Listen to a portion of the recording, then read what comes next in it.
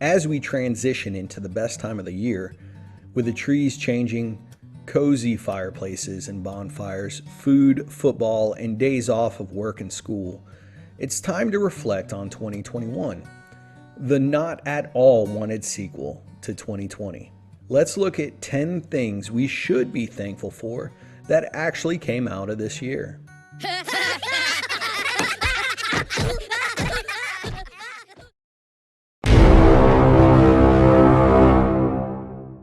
Oh yeah, we're thankful for Inauguration Day because it is a resounding statement that even our unproductive, aging great-grandparents shuffleboarding away in a retirement community can still do something of significance, even if it's only a participation trophy. Because, I mean, come on. No one really wanted Biden, but like Hillary before getting cocked with no votes for Trump, the roles were reversed. Because again, more people just didn't want Trump.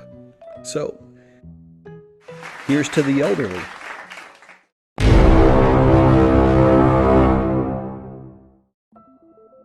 We can be jealous of the absurd amount of money between Jeff Bezos and Elon Musk. But let's be thankful for their proof that privately owned, funded, and operated space enterprise is way more effective and efficient than any government-funded program. And this goes far beyond just the space program. Nothing against NASA. They helped make popcorn easy, but the cool-ass things that SpaceX and Blue Origin are coming up with is far superior. I mean, finding ways not to waste egregious amounts of money, what a concept. Plus, William Shatner. I can only imagine he saw something on the wing.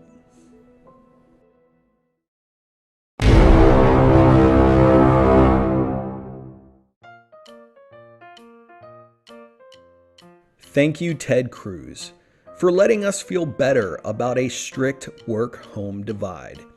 When Texas was hit by a trifecta of winter storms in February, causing the single-state power grid to come screeching to a halt,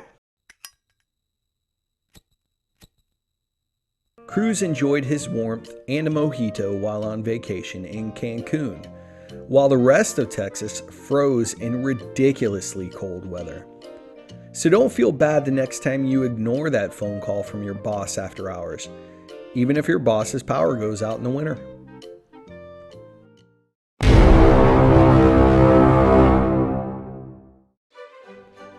Yep, New York gets a shout out. Definitely thankful for Deep Blue showing a little bit of integrity towards their own this year. Earlier, when Governor Andrew Cuomo was suppressing info on actual COVID-related statistics of nursing homes, New York legislation voted to restrict and remove some of his executive powers. And these are Democrats. But because they're Democrats, they flirted with socialism in Buffalo, but luckily came to their senses and rejected it. Good on you, Dems.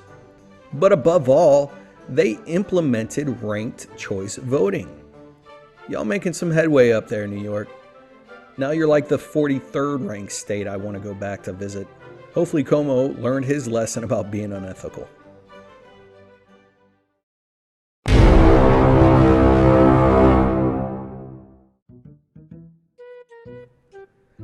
Okay, let's give thanks to Hannity. A longtime puppet of right-wing talking points, showed the ability to break from ranks and use a little cognitive ability by changing his stance and promoting a normally widely accepted form of protection against disease. For the longest, he was defiant against COVID-19 vax, but had a change of heart. Now, whether it was threat from a lawsuit or the fact that Fox News covertly required vaccination amongst all employees, he no doubt saved a few spoon-fed viewers. This just shows that anyone can change their mind in the face of facts. And hey, that's okay.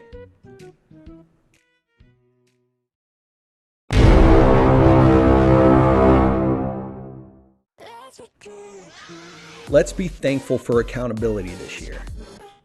Damn it, Kumo. Coming fresh off the nursing home fiasco, he jumped right into his sexual harassment scandal. But luckily his reign of terror ended soon after that. We also got to see some carryover from last year get some resolution, with Derek Chauvin being convicted. And some celebrities getting theirs. R. Kelly getting sentenced for decades of being an overall douchebag, and Britney Spears actually regaining control of her life. It's Britney, bitch.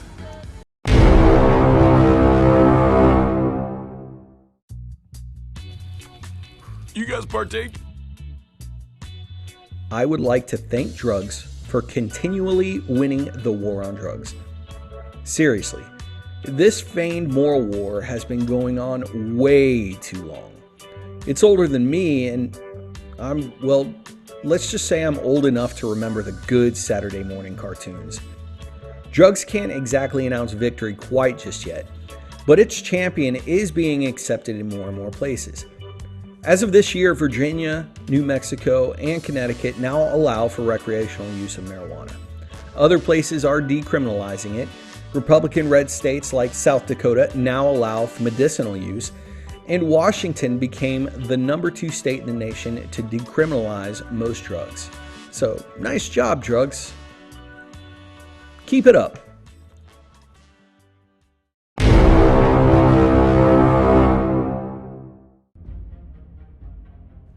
Let's be thankful that finally our troops are home after a ridiculously long, unwarranted stay in Afghanistan.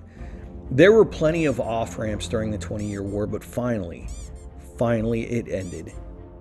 But seriously, who let the old half-senile guy call the shots? Couldn't someone have given him a butterscotch, sat him in the corner watching Matlock or something? Geez, what a clusterfuck.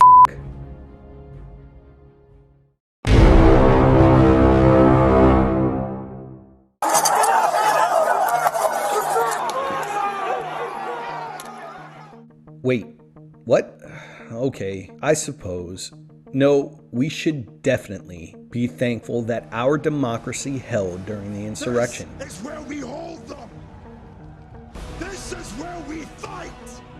Because yes, it was an insurrection by a bunch of cospatriots. And all those that stormed the Capitol must have forgot Trump's warning. Or got mixed signals. Either way, what an atrocious start to the year. But there is a silver lining, and it goes to show that many Republicans and Democrats aren't so different. Maybe not all of them, but many are sore losers, stay in denial when they lose, blame everyone else, and generally act like privileged rich kids throwing a tantrum because they didn't get their way. But I digress. Aside from one lapse in judgment in 2016, every candidate I voted for over 2 decades has lost, so...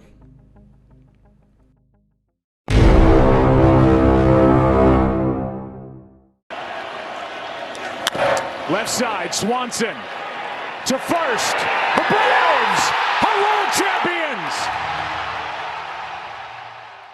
Okay, the #1 thing to be thankful for, above all else, is the motherfucking Atlanta Braves won a motherfucking championship. Yeah, I'm cheating here throwing sports in, but who cares? It's not cheating the way the Astros won their World Series. And it's not cutting corners the way the Dodgers needed a Mickey Mouse season to win theirs. Look, I'm not a fan of voting restriction laws whatsoever. But after the MLB commissioner got involved with politics by moving the All-Star game from Atlanta, this is just poetic justice. So go Braves! And it almost washes away the 28-30... Nope. No, it doesn't. Damn it.